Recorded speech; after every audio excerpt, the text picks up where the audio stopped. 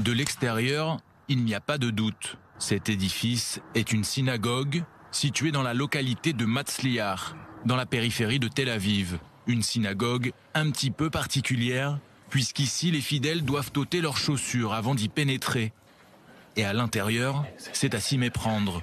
Des tapis ont remplacé les sièges, car les Juifs qui viennent prier ici ont pour coutume de le faire à même le sol, en s'agenouillant et en se prosternant. Des rites qui ne sont pas sans rappeler ceux de l'islam.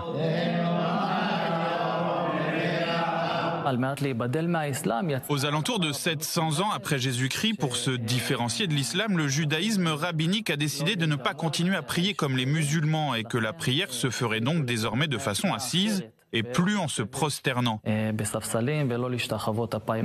Bienvenue dans l'une des 10 communautés juives karaïtes que compte Israël, un courant du judaïsme reconnu par l'État qui s'oppose pourtant au courant rabbinique. Alors que ce dernier domine largement le judaïsme depuis plusieurs siècles, les juifs karaïtes auraient représenté jusqu'à 40% de la population juive mondiale jusqu'au Xe siècle de notre ère. C'est à partir de là qu'ils ont commencé à être considérés comme des hérétiques par les rabbins, qui ont cherché à les exclure de la communauté juive.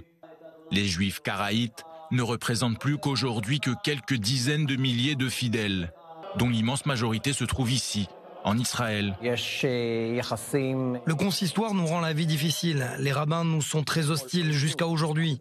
Il s'agit d'une hostilité historique. Dans le judaïsme karaïte, les rabbins ne sont que des messagers qui interprètent la Torah au sens propre. Ils sont en fait les intermédiaires entre les fidèles et la Torah.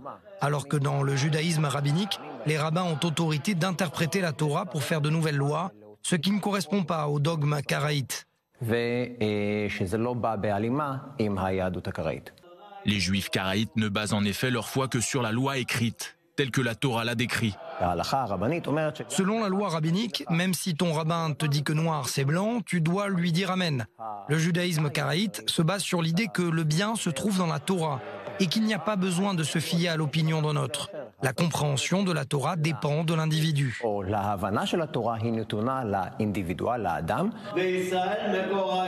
De son côté, le judaïsme rabbinique accorde davantage d'importance à la loi orale.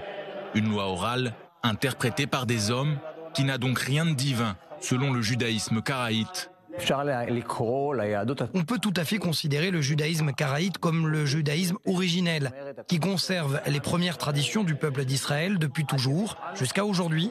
Le judaïsme karaïte, c'est en fait le diamant dans la couronne.